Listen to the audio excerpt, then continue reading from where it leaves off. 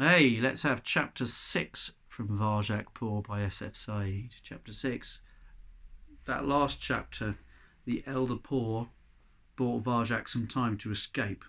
Varjak made his way up to the wall for the first time in many, many, many years since the time of Jalal himself. A paw stood on the edge of the world, but where will he go from there? Let's find out. Chapter 6. Varjak could see for miles and miles. There were no walls or trees to block his view anymore.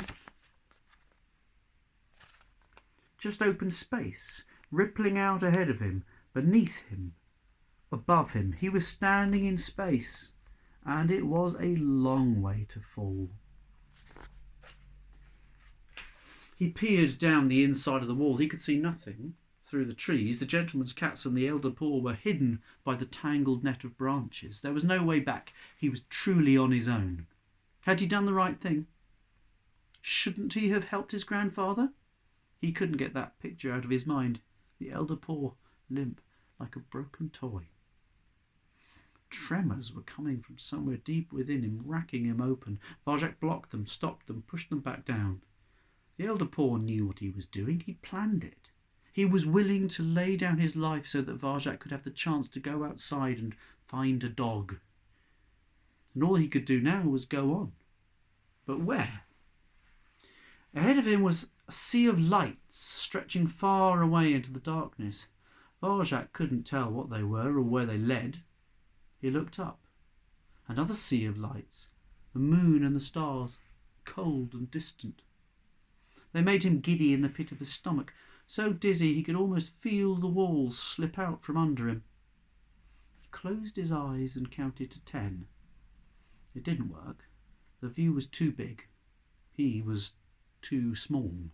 A pure-bred Mesopotamian blue had no place on top of a wall, but then, as his family said, he wasn't much of a blue. So what was he?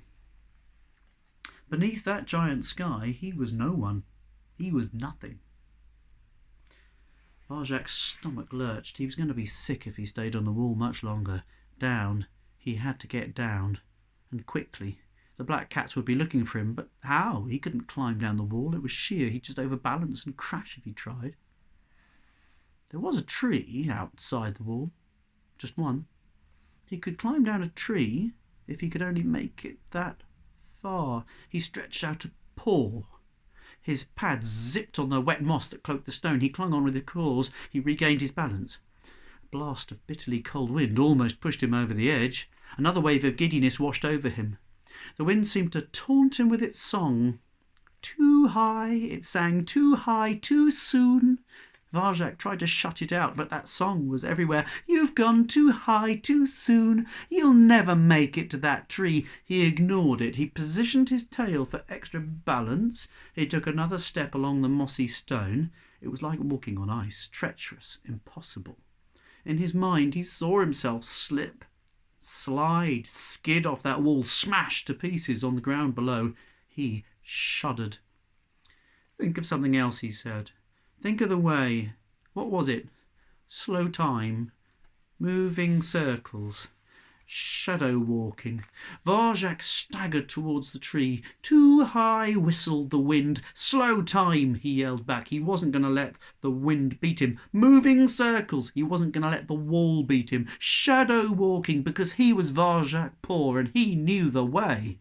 Varjak walked the wall like he'd been walking walls all his life. He was light and springy on his paws. It worked. The way actually worked. He wasn't dizzy anymore. He didn't feel sick.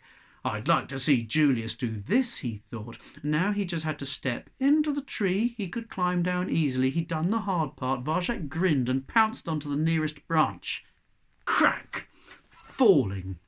Didn't test it. Stupid. The wind whipped into his face as he fell towards the ground. He closed his eyes and everything went black. That is the end of chapter 6. So I will read you more tomorrow. But until then, have a great day. See you soon.